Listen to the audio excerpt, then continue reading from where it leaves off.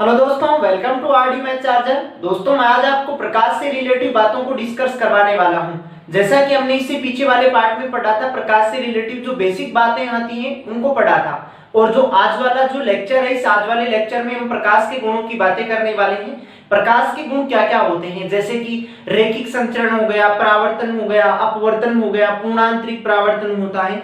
ये जो सभी होते हैं, ये सभी प्रकाश के गुण होते हैं। जिन गुणों में हमने प्रकाश का एक गुण ऑलमोस्ट हमने पढ़ चुके हैं, और उसको यदि आपने अभी तक नहीं देखा है तो डिस्क्रिप्शन बॉक्स में उसके फर्स्ट पार्ट का लिंक दिया हुआ है, वहां से आप उस फर्स्ट पार्ट को देख सकते हैं। आज हम डिस्कस करने वाले हैं प्रकाश के परावर्तन को, और प्रकाश से परावर्तन से रिलेटेड जितने भी इंपॉर्टेंट पॉइंट है पहले हम उनको पढ़ेंगे। उसके बाद मैं आपको इस वीडियो के एंड में कुछ क्वेश्चंस को भी हल करवाने वाला हूं, तो वीडियो में आप अंत तक बने रहिएगा जिससे कि आप क्वेश्चंस भी समझ पाए।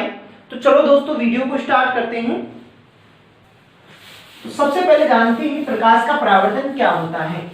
इसकी परिभाषा यदि हम देना चाहें तो इसकी परिभाषा क्या दे सकते हैं, किस प्रकार से इसकी परिभाषा को लिखा जाता है। बहुत बार एग्जाम्स में, जैसे लास्ट ईयर रेलवे का जो पेपर लगा था, उस रेलवे के पेपर में इसके प्रकाश का जो परावर्तन होता है, इसकी प्रकाश के परावर्तन की परिभाषा पूछी गई है। तो आपको यहां से क्वेश्चंस बनता है, प्रकाश का परावर्तन किसे कहा जाता है।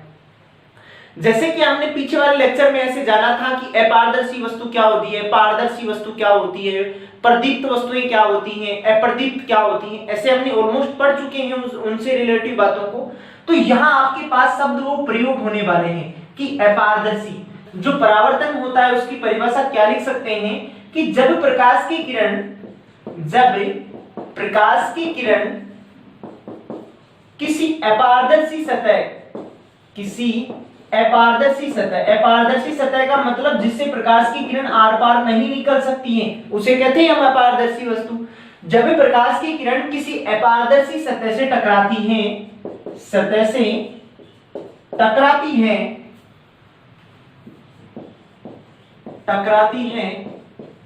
तो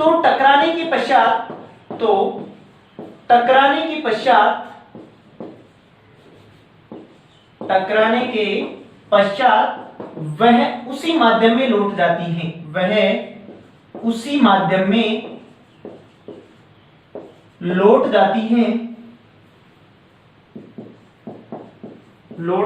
हैं, जिसे प्रकाश का परावर्तन कहा जाता है।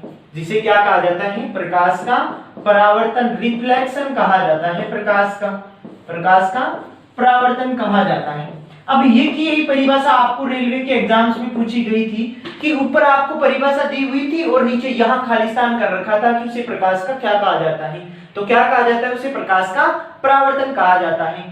किसे, कि जब प्रकाश की किरण किसी अपारदर्शी सतह से टकराती है और टकराने के पश्चात उसी माध्यम में वापस लौट जाती है, इसे क्या कहते हैं, प्रकाश का परावर्तन। जैसे कि आप चित्र के माध्यम से यदि समझना चाहते हो तो आप चित्र के माध्यम से इस प्रकार समझ सकते हो कि ये कोई अपारदर्शी सतह है। क्या है ये, सतह है। कि जब अपारदर्शी सतह का मतलब होता है वह सतह जिससे प्रकाश की किरण आर पार नहीं निकल सकती है।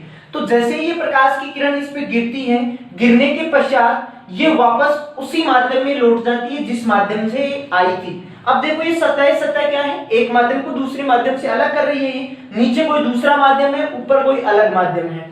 तो ये जिस माध्यम से आई थी वो वापस उसी माध्यम में लौट गई। इसे प्रकाश का क्या कहते हैं, परावर्तन कहते हैं। यदि ये प्रकाश की किरण इस सतह से अंदर की तरफ प्रवेश कर जाती तब प्रकाश का दूसरा गुण लागू हो जाता है इसके ऊपर। तो उसको हम आगे पढ़ने वाले हैं। यहां से तो हम सिर्फ यही जानेंगे कि प्रकाश की किरण जिस माध्यम से आती है, टकराने के पश्चात वो वापस उसी माध्यम में लौट जाती है, इसे क्या कहते हैं, प्रकाश का परावर्तन कहते हैं। और परावर्तन की परिघटना में जो आने वाली किरण होती है प्रकाश की, उस किरण को कहा जाता है आपतित किरण। क्या कहा जाता है, आपतित किरण कहा जाता है। जबकि परावर्तन के पश्चात जो किरण लौटती है वापस, उस किरण को कहा जाता है परावर्तित किरण। क्या कहा जाता है, परावर्तित किरण कहा जाता है। तो आप यहां से समझ पाए क्या कि आपतित किरण जो आने वाली प्रकाश की किरण होती है, जो परावर्तन के पश्चात प्रकाश की किरण निकलती है, उस किरण को कहते हैं प्रकाश की परावर्तित किरण। कौन सी किरण, परावर्तित किरण। और आपतित किरण और परावर्तित किरण, इन दोनों के मध्य को, इसके दोनों के मिड पॉइंट पे जो बिंदु होता है, जो रेखा होती है, उस रेखा को कहते हैं क्या, अभिलंब। क्या कहते हैं? अभिलंब। अभिलंब क्या करता है? आपतित किरण और परावर्तित किरण के मिड पॉइंट पे स्थित होता है। तो यहां से आप तीन अलग अलग चीजों को जान पाए होंगे। आपतित किरण, आने वाली किरण, परावर्तित किरण, परावर्तन के पश्चात निकलने वाली प्रकाश की किरण, परावर्तित किरण, और आपतित किरण और परावर्तित किरण के मध्य में जो रेखा होती है, दोनों को अलग अलग करती है, बराबर विभाजित करती है, उसको कहते हैं क्या? अभिलंब। क्या कहते हैं? अभिलंब। नेक्स्ट आपको यहां से क्या समझना है कि जो परावर्तन होता है, परावर्तन कितने टाइप का होता है, इसके प्रकार कितने होते हैं, तो उनको डिस्कस करते हैं यहां से कि जो प्रकाश का जो परावर्तन होता है, ये प्रकाश का परावर्तन दो प्रकार का होता है। कितने प्रकार का होता है? दो प्रकार का होता है प्रकाश का परावर्तन। एक तो होता है नियमित परावर्तन और एक होता है अनियमित परावर्तन।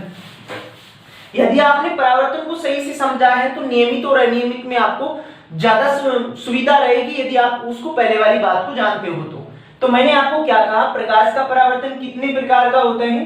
प्रकाश का परावर्तन दो प्रकार का होता है। एक तो होता है कौन सा परावर्तन? नियमित परावर्तन। किस प्रकार का परावर्तन? नियमित परावर्तन। जबकि जो दूसरा होता है वो दूसरा होता है अनियमित परावर्तन। अनियमित परावर्तन दूसरा कौन सा होता है? अनियमित परावर्तन होता है। अब यहां से समझने वाले हम दोनों को, नियमित परावर्तन क्या होता है और अनियमित परावर्तन क्या होता है। यहां से तो आप इस परावर्तन को तो जानते हो कि परावर्तन किसे कहा जाता है? जब प्रकाश की किरण जिस माध्यम से आई और टकराने के पश्चात वो वापस उसी माध्यम में लौट जाती है, उसे क्या कहते हैं? प्रकाश का परावर्तन कहा जाता है। लेकिन सर ये नियमित परावर्तन और अनियमित परावर्तन क्या है? नियमित परावर्तन किसे कहा जाता है? जब भी प्रकाश की किरण का नियमित तरीके से परावर्तन होता है उसे कहते हैं नियमित परावर्तन। जैसे कि चित्र पे यदि आप समझें कि जब प्रकाश की किरण किसी यदि चमकीली सतह पे गिरती है, मतलब चिकनी सतह पे गिरती है, जैसे ही चिकनी सतह पे गिरेगी तो इसका परावर्तन भी नियमित दिशा में ही होगा, ऐसे होगा नियमित। अब यहां से आप समझ पाए होंगे कि यदि चिकनी सतह पे प्रकाश की किरण का परावर्तन होता है वो तो नियमित तरीके से होता है, मतलब सभी जो प्रकाश की किरणें होती हैं उनका किसी एक डायरेक्शन में परावर्तन होना वो क्या कहलाता है? नियमित परावर्तन कहलाता है। तो हम यहाँ परिभाषा क्या लिख सकते हैं? जब प्रकाश की किरणों का नियमित परावर्तन होता है, नियमित परावर्तन होता है, उसे नियमित परावर्तन कहा जाता है। क्या कहा जाता है? नियमित परावर्तन कहा जाता है। अब नियमित परावर्तन की घटना परावर्तन में कब होती है? जब प्रकाश की किरण किसी चमकीली सतह पे गिर रही हो। किस पे गिर रही हो? किसी चमकीली सतह पे यदि गिरती है तभी प्रकाश का नियमित तरीके से परावर्तन हो पाता है। तो आप यहां से समझ पाए होंगे नियमित परावर्तन को। फिर भी आइए आप इस परिभाषा को यदि आपने नहीं समझा है तो चित्र को समझिए आप कि नियमित दिशा में सभी प्रकाश की किरणों का परावर्तन होना नियमित परावर्तन कहलाता है। और नियमित परावर्तन कब हो? जब प्रकाश की किरण चमकीली सतह पे गिरती है तभी प्रकाश का नियमित परावर्तन हो पाता है। चलिए हम आगे डिस्कस करते हैं किसको? अनियमित परावर्तन को, कि अनियमित परावर्तन क्या होता है। अब देखो, जो अनियमित परावर्तन होता है, ये अनियमित परावर्तन कब घटित होता है? जब प्रकाश की किरण किसी खुरदरी सतह पे गिरती है। किस सतह पे गिरती है? खुरदरी सतह पे गिरती है तभी प्रकाश का अनियमित परावर्तन होता है। जैसे कि मैं यदि आपको चित्र से समझाऊं तो चित्र कुछ इस प्रकार से हम बना सकते हैं।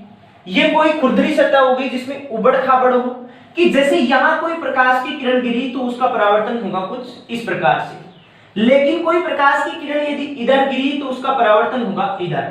फिर नेक्स्ट कोई प्रकाश की किरण यदि इस पे ऐसे गिरी तो उसका परावर्तन होगा कुछ ऐसे। तो अलग अलग दिशा में प्रकाश की किरण का परावर्तन हो रहा है। कब? जब प्रकाश की किरण किसी खुरदरी सतह पे गिरती है तो उसे कहा जाता है क्या? अनियमित परावर्तन।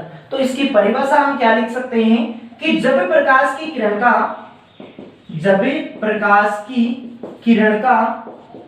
अनियमित परावर्तन होता है,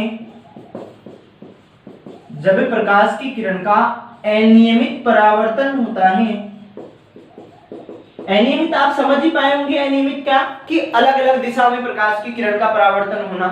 तो अनियमित परावर्तन होता है उसे अनियमित परावर्तन कहा जाता है, अनियमित परावर्तन कहा जाता है। आप दोनों ही बातों को समझिएगा और चित्र से ज्यादा समझने की कोशिश कीजिएगा कि जैसे प्रकाश की किरण हमने नियमित में क्या पढ़ी कि सभी प्रकाश की किरणें यदि चमकीली सतह पे गिरती हैं तो क्या करती हैं, वो सभी प्रकाश की किरणों का एक ही दिशा में परावर्तन होता है। इस प्रकार से प्रकाश की किरण का परावर्तन हो पाता है, इसे हम नियमित परावर्तन कहे थे। लेकिन यदि किसी खुरदरी सतह पे गिरती है तो उसे क्या कहते हैं, अनियमित परावर्तन कहा जाता है। चलिए नेक्स्ट अब पढ़ते हैं हम आगे परावर्तन से रिलेटेड कुछ नियम, कि जो परावर्तन का जो नियम होता है, इस परावर्तन की नियम के अनुसार हमें दो मुख्य बातों को पता रखना होता है कि वो दो मुख्य बातें कौन कौन सी होती हैं। उनको पढ़ते हैं यहाँ कि आप यहाँ से जान पाए होंगे परावर्तन किसे कहा जाता है और परावर्तन कितने टाइप का होता है, ऐसे तो आपने पढ़ चुके हो। अब जैसे कि हमने शुरू में प्रकाश का परावर्तन क्या पढ़ा था कि ये हमारे पास क्या है, सतह है, क्या है, सतह, और इसमें कोई प्रकाश की किरण आती है, इस किरण को क्या कहते हैं, आपतित किरण। जबकि यहाँ से परावर्तन होने के बाद जो किरण निकलती है उसे क्या कहते हैं, परावर्तित किरण। और आपतित किरण और परावर्तित किरण के मध्य में क्या होता है, अभिलंब होता है। क्या होता है, अभिलंब। तो ये आने वाली किरण तो कौन सी किरण हो गई, आपतित किरण। कौन सी किरण, आपतित किरण। जबकि परावर्तन के पश्चात निकलने वाली किरण कौन सी हो गई, परावर्तित किरण। इस प्रकार की किरण हो गई, परावर्तित किरण हो गई। और ये बीच में क्या हो गया, अभिलंब हो गया। क्या हो गया, अभिलंब। अब बाद में यहाँ से लास्ट ईयर जो एलडीसी के पेपर लगे थे, उस एलडीसी के पेपर में यहाँ से कुछ क्वेश्चंस पूछे गए थे। उन क्वेश्चनों को हम इसके कुछ ही समय बाद डिस्कस करने वाले हैं। तो वो क्वेश्चन क्या थे कि आपतित किरण अभिलंब के साथ जो कोण बनाती है उस कोण को कहते हैं आपतन कोण। ये कौन सा कोण है, यहाँ वाला है आपतन कोण। कौन सा कोण, आपतन कोण। इस आपतन कोण को लिखा जाता है आई से। किससे लिखा जाता है, आई से लिखा जाता है कि आपतित किरण अभिलंब के साथ जो कोण बनाती है उस कोण को कहते हैं आपतन कोण, और इसे लिखा किससे जाता है, आई से। जबकि परावर्तित किरण अभिलंब के साथ जो कोण बनाती है उस कोण को कहते हैं परावर्तित कोण। कौन सा कोण कहते हैं, परावर्तित कोण। और परावर्तित कोण को प्रदर्शित किया जाता है किससे, आर से। किससे किया जाता है, आर से। आपने यहां से क्या क्या सीखा, आपतित किरण आने वाली किरण, परावर्तित किरण जाने वाली किरण परावर्तन के पश्चात, आपतित किरण अभिलंब के साथ जो कोण बनाता है आपतन कोण, अभिलंब और परावर्तित किरण के मध्य का जो कोण होता है उसे कहते हैं परावर्तित कोण। और ये नीचे क्या है, सतह। अब नेक्स्ट परावर्तन के नियम के अनुसार क्या होता है, जो प्रकाश की किरण अभिलंब के साथ जितने कोण पर आपतित होती हैं वो उसी कोण पे परावर्तित होती हैं। मैंने क्या कहा, मैंने ये कहा कि आपतित किरण और अभिलंब के मध्य यदि 10 डिग्री का कोण बनता है तो अभिलंब और परावर्तित किरण के मध्य भी 10 डिग्री का कोण ही बनता है। तो हम यहाँ क्या लिख सकते हैं कि I बराबर R होता है हमेशा। कोण I और कोण R हमेशा परावर्तन की परिघटना में बराबर होते हैं, यानी कि आपतन कोण और परावर्तन कोण दोनों बराबर होते हैं किसमें, परावर्तन की परिघटना में। स्नेल का नियम ये था कि यदि साइन I और साइन I R बराबर यदि एक नहीं हो, नॉट इक्वल टू एक नहीं हो, उसे कहते हैं स्नेल का नियम। जबकि यहाँ तो स्नेल का नियम लागू हो ही नहीं पा रहा कि ये दोनों क्या है, बराबर है। इस चीज को मैं आपको ऐसे लिखा दूं, साइन I बटे साइन R बराबर 1। ये सही है क्योंकि यदि ये 10 डिग्री है तो ये भी कितना है, 10 डिग्री है। ऊपर मैंने 10 लिखूंगा, नीचे भी 10 लिखूंगा, दोनों आपस के काट के क्या बनाने वाले हैं, 1। तो परावर्तन की परिघटना में कभी भी स्नेल का नियम लागू नहीं होता है। सिर्फ आपको यहाँ से क्या इंपॉर्टेंट पॉइंट पता रखना है कि परावर्तन में स्नेल का नियम लागू नहीं होता है। नेक्स्ट, यदि आप सीखना चाहते हो तो यहाँ से और बात पता रख सकते हो कि स्नेल का नियम क्या था। स्नेल का नियम ये था कि साइन I बटे sine R not equal to 1। कि कहने का मतलब स्नेल ने ऐसे कहा था कि साइन I और साइन R कभी भी बराबर नहीं होते हैं, जबकि परावर्तन की परिघटना में तो ये दोनों बराबर हैं। मैंने आपको यहाँ से क्या बताया कि आपतित किरण और अभिलंब यदि जितना कोण बनाती है उतना ही कोण परावर्तित किरण और अभिलंब के मध्य बनता है। जैसे कि दूसरा उदाहरण लें कि आपतित किरण और अभिलंब के मध्य यदि 70 डिग्री का कोण बनता है तो परावर्तित किरण और अभिलंब के मध्य कितना कोण बनेगा, जो इधर कोण बन रहा है वो ही कोण बनता है कहां, यहां। तो साइन आई कितना है 70 और आर भी कितना है 70, तो दोनों कोण आपस में क्या होते हैं, बराबर होते हैं। नेक्स्ट, अब यहां से ये वाला कोण इतना ये कितना कोण है, यहां से अभिलंब से और सतह, ये क्या है अभिलंब और ये क्या है सतह, ये पूरा कोण कितना है 90 डिग्री का है पूरा कोण। यदि पूरे कोण में से आपतित किरण और अभिलंब के मध्य कितना बन गया 70 डिग्री का बन गया, बाकी बच गया वो कोण कहां है, यहां है। 90 में से 70 निकल गया तो कितना डिग्री बचा 20 डिग्री। अब ये 20 डिग्री कहां का कोण है, आपतित किरण और सतह के मध्य का कोण है, और ये कोण जितना होता है उतना ही कोण हमेशा ये इधर वाला होता है। तो आप यहां से क्या समझ पाए, जैसे कि मैं आपको दूसरा उदाहरण देके बताऊं कि जैसे मैं आपको डायग्राम दिखाऊं कि आपतित किरण हो गई, परावर्तित किरण हो गई, ये इनका अभिलंब हो गया। यदि ये वाला कोण आपके पास 30 डिग्री है, कितना है 30 डिग्री है, ये कौन सा कोण हो गया, आपतित किरण और सतह के मध्य का कोण कितना है 30 डिग्री। अब मैं आपको ऐसे कहूं कि परावर्तित किरण और अभिलंब के मध्य का कोण बताओ आप मेरे को, तो बता सकते हो। इन चारों कोणों में से यदि किसी एक कोण का मान आपको प्रश्न में दिया हुआ है तो बाकी अन्य 3 कोणों का मान आ सकता है। क्यों, कैसे आ सकता है, ऐसे हमने सीखा है कि जितना ये कोण होता है, ये कोण कौन सा है, आपतित किरण और सतह के मध्य, वो ही कोण इधर होता है परावर्तित किरण और सतह के मध्य वाला कोण। ये कोण जितना है उतना ही कोण ये वाला होता है, ये इधर 30 तो ये इधर भी कितना 30, जबकि यहां से यहां तक का कोण कितना है 90 है, 90 में से 30 बन गया, बच गया कितना 60 डिग्री। तो अभिलंब और परावर्तित किरण के मध्य का कोण कितना है 60, और ये 60 है तो ये भी कितना होता है, ये भी 60 डिग्री का ही कोण होता है। तो आपने यहां से सीखा होगा कि किस प्रकार से कोणों का बिहेवियर होता है परावर्तन की परिघटना में। चलिए नेक्स्ट परावर्तन के नियम के अनुसार दूसरी मुख्य बात क्या होती है। परावर्तन के नियम के अनुसार सेकंड जो इसकी मुख्य बात होती है वो ये होती है कि परावर्तन के नियम के अनुसार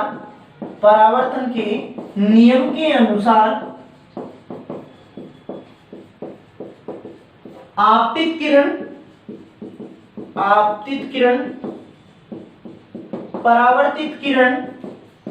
परावर्तित किरण व अभिलंब तीनों एक ही तल में होती हैं, तीनों एक ही तल में होती हैं, एक ही तल में होती हैं। तो हमने परावर्तन के नियम में 2 मुख्य बातें पढ़ी। एक मुख्य बात तो कौन सी थी, फर्स्ट वाली, हमने ऐसे कहा था कि साइन आई बराबर क्या होता है, साइन आर, मतलब कोण आई और कोण आर, आपतन कोण और परावर्तन कोण दोनों बराबर होते हैं। नेक्स्ट सेकंड बात में हमने क्या पढ़ा कि परावर्तन के नियम के अनुसार आपतित किरण, अभिलंब और परावर्तित किरण तीनों क्या होती हैं, एक ही तल में होती हैं। देखो ये इधर वाली किरण है, ये जाने वाली किरण, बीच में क्या है अभिलंब, तो ये तीनों क्या है, एक ही तल में है। तो ये आपको पता रखना है यहां से। चलिए नेक्स्ट डिस्कस करते हैं कि परावर्तन का उदाहरण क्या होता है। क्या होता है परावर्तन का उदाहरण, पढ़ने वाले हैं कि परावर्तन का उदाहरण क्या होता है। जैसा कि आप इस बोर्ड को देख पा रहे हो या मैं इस बोर्ड को देख पा रहा हूं, वो देख पा रहा हूं प्रकाश के परावर्तन के कारण। क्यों, क्योंकि कोई ना कोई प्रकाश की किरण इस बोर्ड पर गिरी और गिरने के पश्चात वो प्रकाश की किरण मेरी आंख में गई।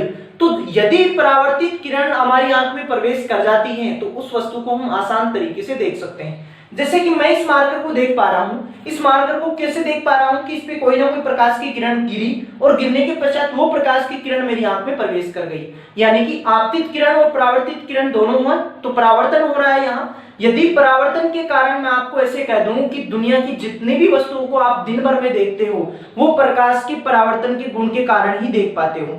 किस गुण के कारण, प्रकाश के परावर्तन के गुण के कारण। तो आप यहां से क्या लिख सकते हो कि वस्तुओं को देखना वो किसके गुण के कारण हो पाता है, वस्तुओं को देखा जाता है प्रकाश के परावर्तन के गुण के कारण। नेक्स्ट, जो चमकने वाली चीजें होती हैं जैसे ग्रह का चमकना, तो ग्रह भी चमकते हैं किस गुण के कारण, प्रकाश के परावर्तन के कारण, घरों का चमकना। तो आप समझ पाए होंगे। यदि आपको ऐसे उदाहरण पूछा जाता है कि परावर्तन के उदाहरण को आप एक उदाहरण बताइए, तो आप परावर्तन का उदाहरण यदि आपको कहीं से पूछा जाता है तो परावर्तन का उदाहरण आप क्या बता सकते हो, आप बता सकते हो कि डेली लाइफ में जितनी भी वस्तुओं को आंख से देखा जाता है उस वस्तु को देखा जाता है प्रकाश के परावर्तन के कारण। चलिए नेक्स्ट आगे हम क्वेश्चन को डिस्कस करने वाले हैं। थ्योरी सेक्शन परावर्तन का पूरा हो चुका है। अब हम कुछ क्वेश्चंस को देखने वाले हैं। वो क्वेश्चन, कुछ क्वेश्चन ऐसे हैं वो रेलवे में आए हुए हैं, कुछ ऐसे हैं एडीसी के पेपर में आए हुए हैं। जैसा कि आपको 1 नंबर का क्वेश्चन स्क्रीन से दिखाई दे रहा होगा, बहुत ही इजी क्वेश्चन है, आपको इसको थोड़ा पेशेंस से पढ़िएगा। तो 1 नंबर के क्वेश्चन में हमें क्या बताना है। अब यहां से 1 नंबर का जो क्वेश्चन है वो है कि पॉलिश सतह पर प्रकाश की किरण सतह पर मिलने के बाद उसी माध्यम में लौटती है, उसे क्या कहते हैं। अब यहां से ऑप्शन को पढ़ना था हमें, परावर्तन कहते हैं उसे। क्या कहते हैं? परावर्तन। जब प्रकाश की किरण एक माध्यम से आती है, टकराने के बाद वापस उसी माध्यम में लौट जाती है, उसे क्या कहा जाता है? उसे कहा जाता है परावर्तन। जैसा कि हमने ऐसे पढ़ा इससे पीछे कि जब प्रकाश की किरण एक माध्यम से आती है, वापस टकराने के बाद उसी माध्यम में लौट जाती है, उसे क्या कहते हैं? प्रकाश का परावर्तन कहा जाता है। क्या कहा जाता है? परावर्तन। जैसा कि आप इसके बी ऑप्शन में ऐसा सब देख पा रहे होंगे, तो सही उत्तर होता कौन सा? बी होता, कि जब प्रकाश की किरण जिस माध्यम से आती है, टकराने के पश्चात या परावर्तन के पश्चात उसी माध्यम में लौट जाती है, उसे क्या कहते हैं? प्रकाश का परावर्तन कहा जाता है। चलिए सेकंड नंबर की क्वेश्चन को डिस्कस करते हैं। एक आपतित किरण एवं परावर्तित किरण के मध्य का कोण 60 डिग्री है, तो परावर्तित किरण में सतह के मध्य का कोण क्या होगा? अब बहुत आसान सा क्वेश्चन था। क्वेश्चन में कह रखा है कि ये हमारी आपतित किरण हो गई, ये हमारे पास परावर्तित किरण हो गई, और ये बीच में क्या हो गया? अभिलंब हो गया। अब क्वेश्चन में कह रखा है कि ये कौन सी किरण हो गई हमारे पास? आपतित किरण, और ये कौन सी हो गई? परावर्तित किरण। आपतित किरण और परावर्तित किरण के मध्य का कोण हमारे को दिया हुआ है, कितने डिग्री का कोण दिया हुआ है? यानी कि पूरा कोण दिया हुआ है। आपतित कोण और परावर्तन कोण दोनों मिला के दिया हुआ है, तभी क्वेश्चंस में हमारे को कह रखा है कि आपतित किरण और परावर्तित किरण के मध्य का कितने डिग्री का कोण है? 60 डिग्री का है। और मैंने अभी आपको थोड़ी देर पहले ऐसे सिखाया था कि दोनों कोण आपस में क्या होते हैं? बराबर, यानी कि 30 डिग्री का तो ये है और 30 डिग्री का ये है। अब जब आपतित किरण और अभिलंब के मध्य 30 डिग्री है, तो ये सतह वाला कोण कितना बच गया? यहां से यहां तक का पूरा कोण कितना है? 90 डिग्री है। 90 में से 30 बन गया, कितना बचा हमारे पास? 60 डिग्री बचा। और ये आपतित किरण और सतह के मध्य का कोण कितना है? 60। जब इधर वाला 60 है तो ये भी क्या होगा? 60, क्योंकि ये दोनों कोण आपतित किरण और सतह के मध्य वाला कोण और परावर्तित किरण और सतह के मध्य वाला कोण दोनों आपस में बराबर होते हैं। जब ये 60 है तो ये भी कितना होगा? 60। अब देखिएगा क्वेश्चन में हमारे को पूछा हुआ क्या है कि परावर्तित किरण व सतह के मध्य का कोण, ये वाला कोण पूछा हुआ है कि परावर्तित किरण और सतह के मध्य का कोण कितना है? 60 डिग्री का कोण है। तो यहां से सही उत्तर होता कौन सा? ए इसका राइट आंसर होता। चलिए नेक्स्ट थर्ड नंबर के क्वेश्चन की ओर बढ़ते हैं। अब यहां से थर्ड नंबर के क्वेश्चन में हमें क्या बताना है, पहले आप पर्सन को थोड़ा पेशेंस से पढ़िएगा, बहुत इजी क्वेश्चन है। यदि आप थ्योरी सेक्शन को सही से देखा होगा तो आप क्वेश्चन भी बता पा रहे होंगे। तो थर्ड नंबर के क्वेश्चंस में क्या कह रखा है हमारे को क्वेश्चंस वाले ने कि प्रकाश की किरण परावर्तित समतल सतह पर सतह के साथ, कि ये हमारे पास प्रकाश की कोई परावर्तन की घटना हो गई, आपतित किरण, परावर्तित किरण और बीच में क्या हो गया? अभिलंब। अब इनको मैं आपको लिखा भी सकता हूं, नहीं भी लिखा सकता।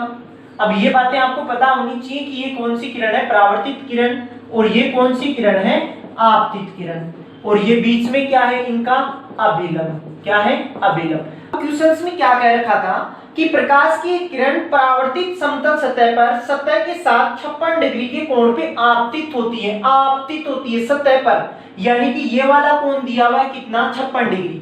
तो परावर्तन कोण का मान बताओ। परावर्तन कोण कौन सा होता है? ये तो कौन सा होता है? आई, और ये कौन सा होता है? आर। ये आपतन कोण और ये होता है परावर्तन कोण।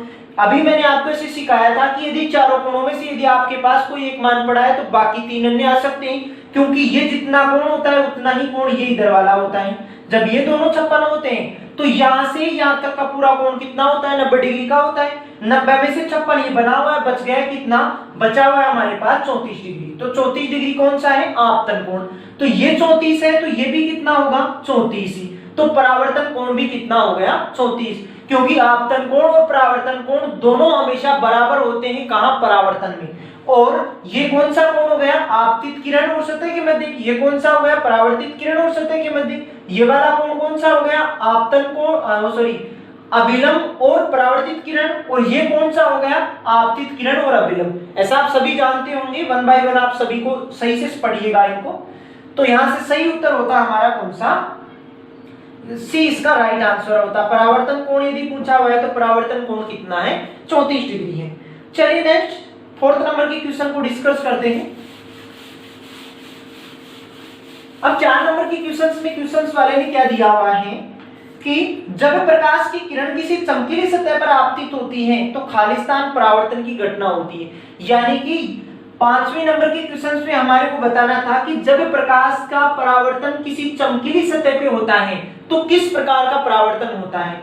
जब प्रकाश की किरण किसी चमकीली सतह पे गिरती है तो प्रकाश का परावर्तन कुछ इस प्रकार से होता है जैसा मैंने आपको चित्र में दिखाया है। और इस परावर्तन को कहा जाता है कौन सा, नियमित परावर्तन। तो जो क्वेश्चंस में हमारे को दिया हुआ है खालिस्तान, वहां भरना क्या था, नियमित परावर्तन भरना था कि यदि किसी प्रकाश की किरण का परावर्तन चमकीली सतह पे होता है तो परावर्तन का प्रकार होता है कौन सा, नियमित परावर्तन होता है।